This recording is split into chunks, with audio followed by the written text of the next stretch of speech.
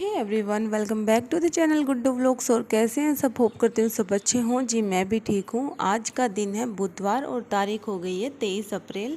अभी टाइम हो रहा है सुबह के 5:45 या 50, इतने तकरीबन इतना टाइम हो रहा था। और मैं सुबह जल्दी उठ गई थी। मैं उठ तो 5 बजे ही गई थी, लेकिन फिर गुड्डू उठ गया था मेरे साथ, तो उसको सुलाने के चक्कर में फिर मुझे थोड़ा लेट हो गया।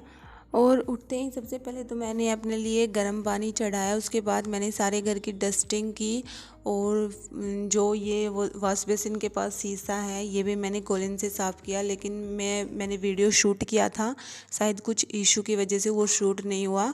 और उसके बाद मैं निकालने लग गई झाड़ू मैं जल्दी से निकाल रही हूँ, क्योंकि आज मैं लगाऊंगी पोछा, तो फिर मुझे थोड़ा टाइम और लगने वाला है। काम तो चलो होता रहेगा। आज आपके साथ शेयर करूंगी कुछ इम्पोर्टेंट टिप्स जो हाउसवाइफ के लिए बहुत ही इम्पोर्टेंट होती है, कि एक गृहिणी, एक हाउसवाइफ काम जल्दी से निपटाए अपने घर का, कि काम जल्दी से और एक्टिव होके कैसे ख़त्म करे। तो देखिए, जो भी मैं आपके साथ शेयर करूँगी टिप्स, मैं खुद के एक्सपीरियंस से करूँगी।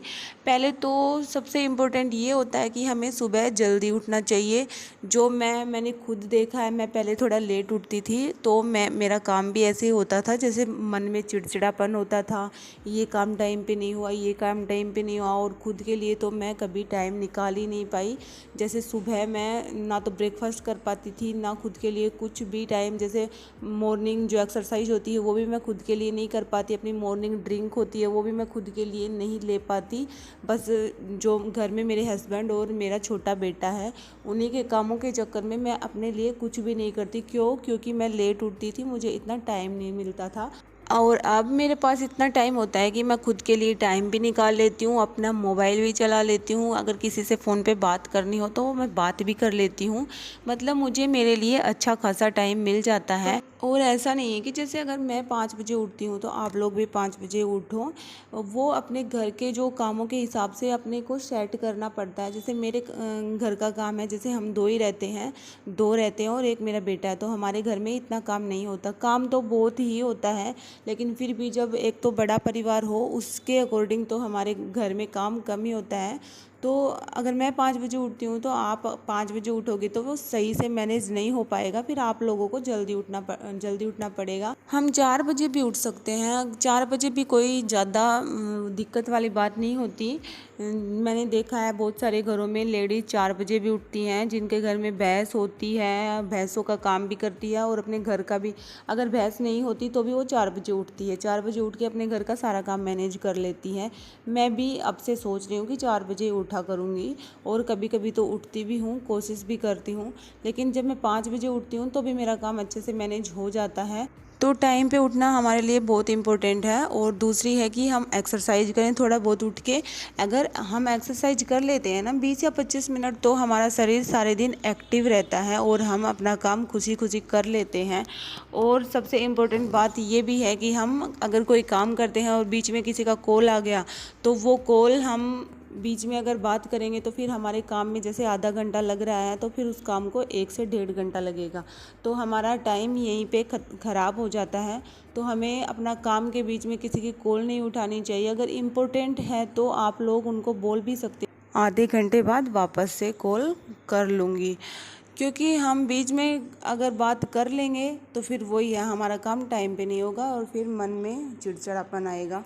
तो इससे अच्छा तो हम बाद इसको अवॉइड करें। तो एक चीज़ ये मुझे ख़राब लगती है, जो कि मैं नहीं करती, बहुत ही कम यूज करती हूँ। जब मुझे अगर किसी का इम्पोर्टेंट कॉल ही होना तो ही मैं यूज करती हूँ, नहीं तो फिर मैं अपना सुबह का जो भी काम होता है वो करती हूँ और अपना जो व्लॉगिंग करती हूँ।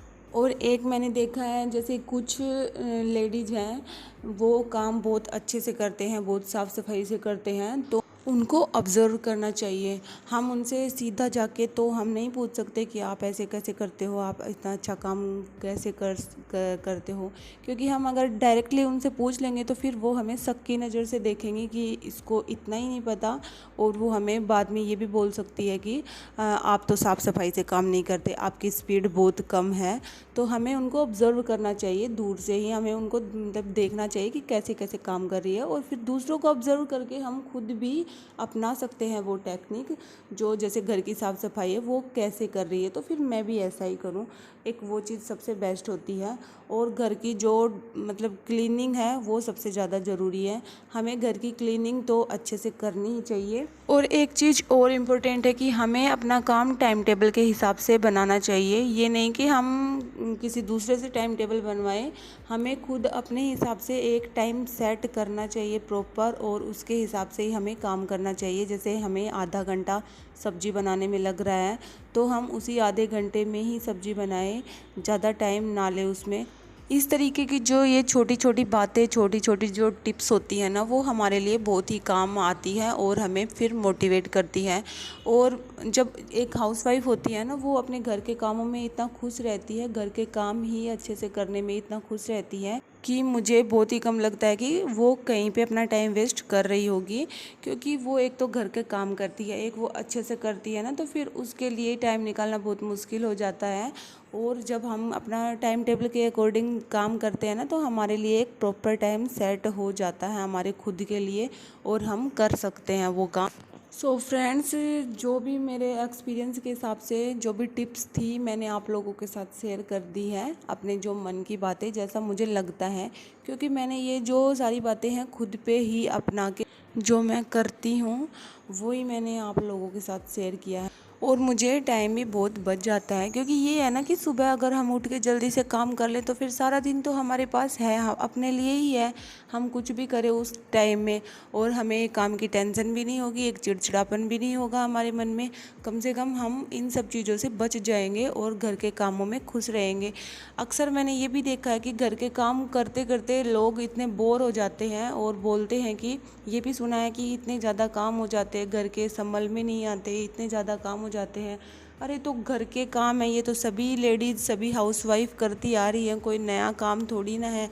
वो हमें एक अच्छे टाइम टेबल के हिसाब से मैनेज करना पड़ता है। तो ये मेरी टिप्स थी। आप लोगों को कैसा लगा मुझे कमेंट बॉक्स में ज़रूर बताना। अगर आप लोग भी ऐसे ही करते हो, या फिर कुछ सजेशन आपको अच्छा सा पता हो जो मेरे लिए हेल्पफुल रहे, वो भी मुझे कमेंट में ज़रूर बताना। और इतनी ज़्यादा बातों में मेरा काम भी लगभग हो ही चुका है। अभी मैं सब्ज़ी बना रही हूँ यहाँ पे, और सब्ज़ी मैं बना रही हूँ आज खीरा की। क्योंकि मेरे पास कुछ सब्ज़ी थी नहीं, सब्ज़ी वाला आता नहीं है, दो तीन दिन हो गए उसको लगभग।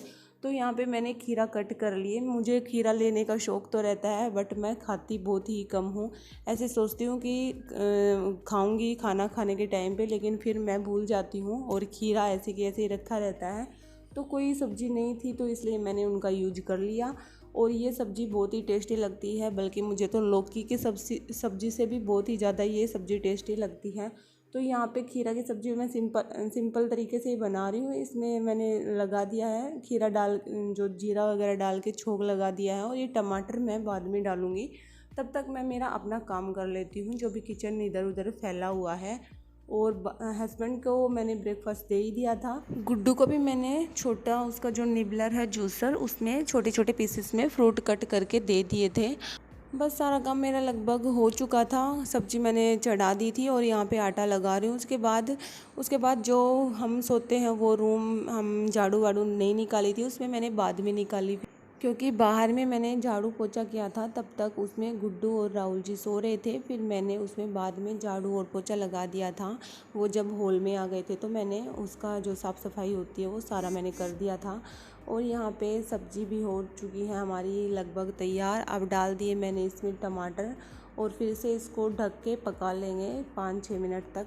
और यहाँ पे मैं आ गई हूँ गुड्डू को मसाज करने। ये भी एक बहुत ही ज़रूरी चीज़ होती है। मैं इसको डेली मसाज करती हूँ, डेली जैसे करती हूँ, तो ऐसा नहीं कि मैं इसको आधा घंटा या फिर 1 घंटा मसाज करूँ। मैं 15-20 मिनट ही लगभग कर देती हूँ। बस ऐसे हो जाता कि हाँ बच्चे को मसाज कर दिया। और थोड़ी बहुत तो हमें करनी चाहिए। बच्चे जैसे एक्टिव रहते हैं, बेबी स्ट्रॉन्ग रहता है, डेवलप अच्छे से होता है, क्योंकि अभी ये चलना सीखेगा। फिर उसके लिए पैरों का भी स्ट्रॉन्ग होना बहुत ज़रूरी है, इसलिए मैं मसाज डेली कर देती हूँ। और अभी मैं इसको नहला रही हूँ। मसाज करने के बाद 1 घंटा लगभग ये खेल लेता है और मस्ती वस्ती कर लेता है। हम दोनों इसके साथ मस्ती कर लेते हैं, क्योंकि मेरा काम तो हो ही जाता है और राहुल जी जाते हैं 10 साढ़े 10 बजे। तब तक मैं थोड़ी देर खेल लेती हूँ। अपनी जो भी है एक्सरसाइज तो मैं सुबह कर लेती हूँ और ब्रेकफास्ट भी मैं कर लेती हूँ। मुझे इतना टाइम नहीं लगता, मैं जो भी अपना काम करना होता है वो मैं जल्दी जल्दी से काम ख़त्म कर लेती हूँ और फिर थोड़ी देर बैठ भी जाती हूँ। जैसे सारे काम करने के बाद मैं थोड़ी देर बैठती हूँ, काम के बीच में मैं कभी नहीं बैठती, क्योंकि मुझे ये रहता है कि सारा काम करना है और फिर बैठना है। तो फ्रेंड्स, अभी मिल रही हूँ मैं आपको नहाने धोने के बाद पूजा करने के टाइम पे। गुड्डू रो रहा था तो फिर मैंने जल्दी जल्दी से पूजा करी और फिर मैंने उसको लिया। तो फ्रेंड्स, मेरा ब्लॉग आप लोगों को कैसा लगा? अगर पसंद आया तो प्लीज़ एक लाइक, सब्सक्राइब, कमेंट ज़रूर कर देना। बाय बाय, टेक केयर, मिलते हैं नेक्स्ट व्लॉग में।